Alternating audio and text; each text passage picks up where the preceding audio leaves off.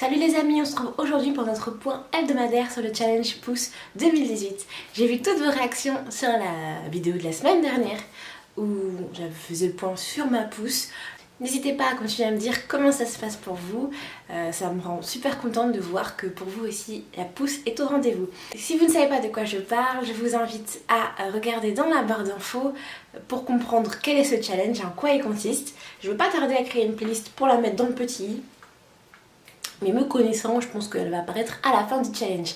Si vous nous rejoignez maintenant, d'ailleurs, bienvenue à tous.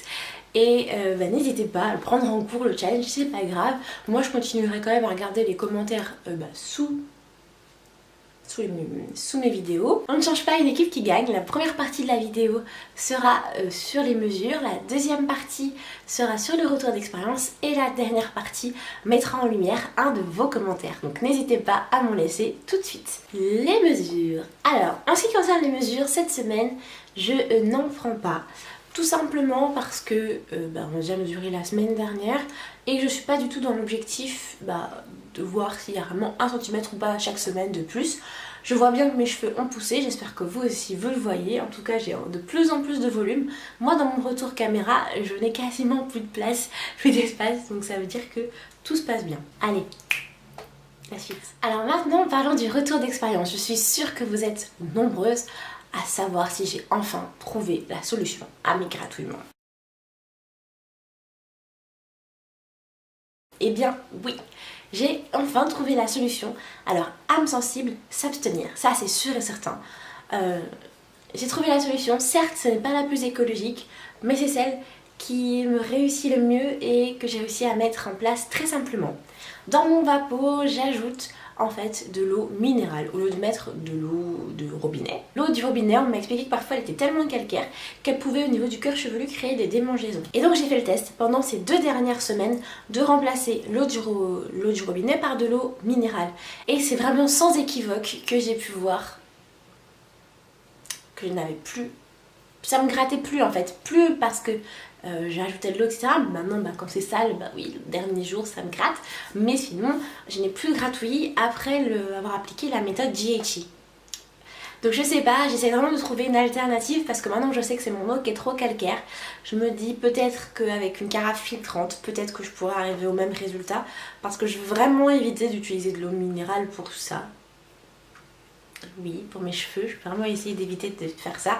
Après, si je vois qu'avec la carafe, ça suffit pas, je serai obligée de le faire pour les 2 autres mois. En tout cas, si vous avez des petits conseils pour éviter que mon eau elle soit trop calcaire, n'hésitez pas à me le dire en commentaire et j'essaierai volontiers vos petites astuces. Ensuite, j'ai testé le beurre de mangue pour la première fois depuis 1 mois dans cette méthode de GHI. C'est d'ailleurs le résultat qu'on obtient là, au niveau de mes cheveux. Je pense que vous le voyez, mes cheveux ont apprécié le beurre de mangue. Néanmoins, je trouve qu'ils ont quand même un peu moins brillants et un peu moins souples qu'avec l'huile de ricin. Avec l'huile de ricin, j'ai l'impression d'obtenir plus de brillance et quand même plus de... Mon cheveu est quand même plus doux. Là, il est encore un peu sec. Donc je me dis qu'aussi il est un peu sale. Je me lave les cheveux demain au lieu de les faire dimanche. Oui, parce que je tourne la vidéo dimanche cette fois-ci. Ils sont un peu plus secs que d'habitude qu'avec l'huile de ricin. Mais sinon, que ce soit le beurre de mangue ou l'huile de ricin, la méthode GHI elle est juste top canon. Pour gagner en souplesse et en beauté du cheveu. Je trouve que, je sais pas si vous voyez... Si vous voyez bien en caméra, dites-moi si vous voyez vraiment vous aussi une différence par rapport ne serait-ce que la première vidéo ou mes premières vidéos de ma chaîne avec mes cheveux. Parce que moi j'ai vraiment l'impression qu'ils ont poussé, mais un truc de dingue. Et vous peut-être que vous allez me dire, mais non mais Gracie tu fumes la moquette. Je suis désolée pour mes lèvres, elles brillent de ouf, mais c'est parce que elles sont aussi asséchées que le désert du Sahara et c'est magnifique. Et au fait, comment ça se passe chez vous? Super. Non, je fais ma Dora. Bon, allez, dernière partie du commentaire que je mets en avant. Donc c'est celui, je prends mon portable, de Audrey Fulave. Donc merci Audrey pour ton commentaire. Donc je lis ce que tu nous racontes. Salut, génial, 2,5 cm, c'est énorme. Après 1 mois de challenge, mes cheveux sont doux, épais. Les pointes sont en très bonne santé et surtout j'ai gagné 2 cm. Je suis hyper contente, merci à toi pour ce challenge. Merci à toi pour ce challenge.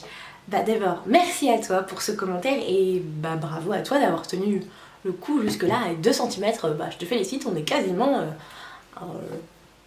quelques centimètres, quelques millimètres près, on est au même niveau de pouce. Je suis tout à fait d'accord avec toi, moi aussi j'ai constaté exactement la même chose. Mes cheveux sont plus doux, ils sont plus épais, plus volumineux.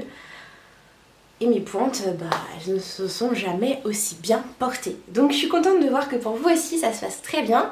Et je te souhaite bon courage pour la suite, il nous reste encore 2 mois à tenir. On se donne du courage, je vous donne du courage. Et on se retrouve la semaine prochaine pour un prochain point. Allez, prenez soin de vous.